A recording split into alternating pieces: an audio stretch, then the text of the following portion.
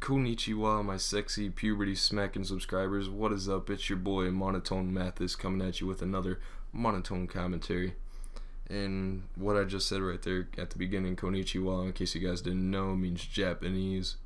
Is Japanese for good afternoon. And what can a Japanese word be doing at the beginning of a video? Oh wait, it is Tuesday. It's time for another motherfucking episode of Japanese Tuesday, ladies and gentlemen. Can I get a drum roll? Not really, but okay, guys.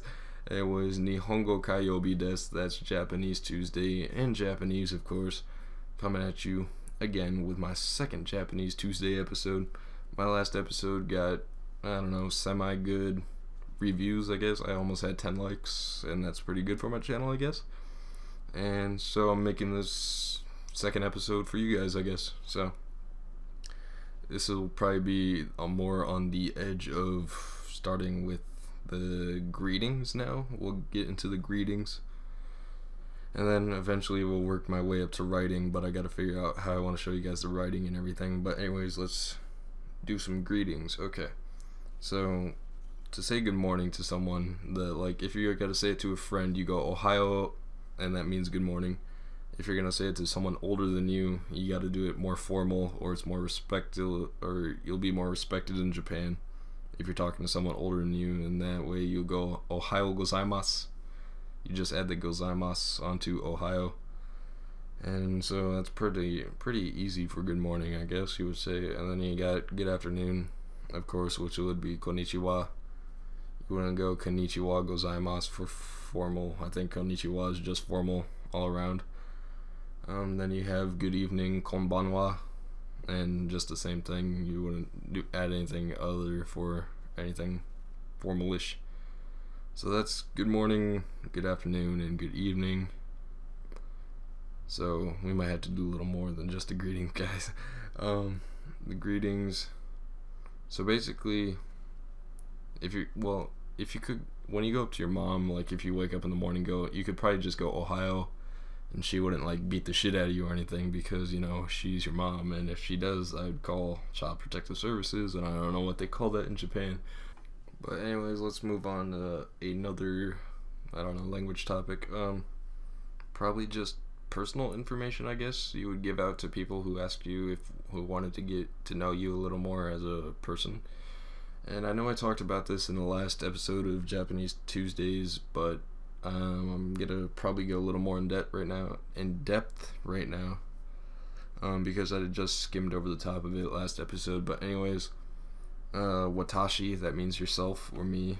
So you, like, if you wanted to introduce yourself to someone, like per se, you want to say your name, go watashi wa, then your name, desu, and it'll be like, oh, so, and so is like just okay.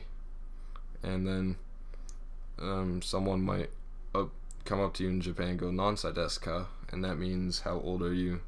You'd either reply with the basic number system that I gave last video.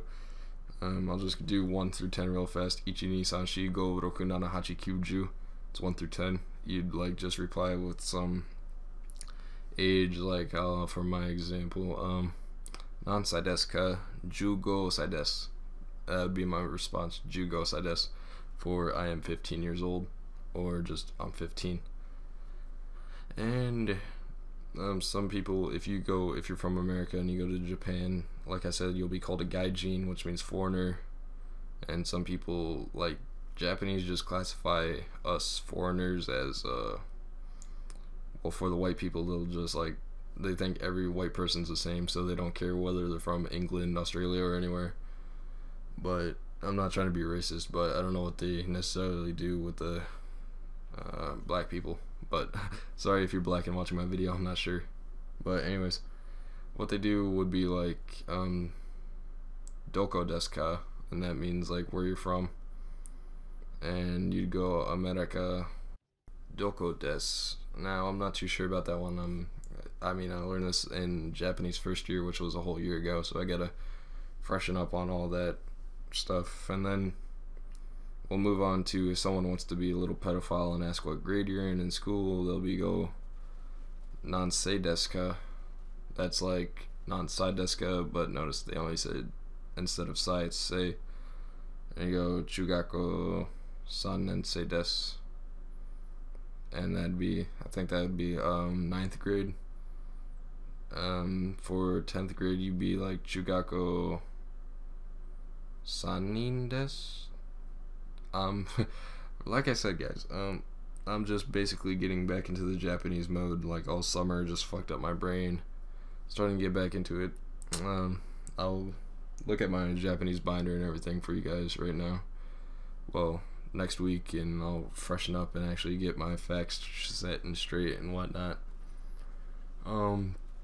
But yeah, let's move on to another. Well, let's move on to modes of transportation, because that's what we're learning right now in second year Japanese. The modes of transportation, or what they call them. Okay, so first we'll go with car. Car in Japanese is kuruma. Then you got bus, which is basu. Pretty simple. And you got like the cruise ships, like from Carnival, you know, the cruise lines out there. It'd be fune, whatever you want to call it. And then you got a bike, which is jitensha.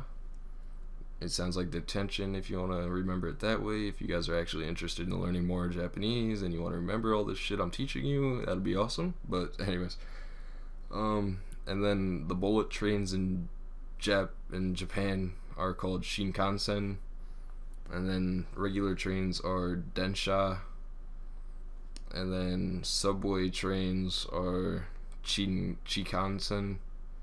There you go. And then airplanes, Hikima, I do believe. Yes, almost 100% sure on that one. But and then that's pretty much it for the mode of transportation that we're learning right now, I guess you would say. But anyways, guys, I'm gonna probably have to wrap this up because I made this pretty late last night. So if you did enjoy learning more Japanese, I'll be more organized next episode. But be sure to drop a like and comment below if you find the series interesting, and also click that subscribe button way up top to do yourself a favor and be in touch with more of my videos, more great quality videos to come, more great interesting topics, especially when Black Ops 2 comes out. I'm super psyched for that. Also, there should be an annotation popping up in the top middle of your video screen. That's to my last video. If you have not seen that, click that little link up there and go check that shit out. You will not regret it. It's about how YouTube has become so shit. But anyways, guys, once again, I'm MOAB again in Money in the Dank. I hope you guys enjoyed learning Japanese. And this is MonotoneMathis saying sayonara, which means goodbye in Japanese. Sayonara.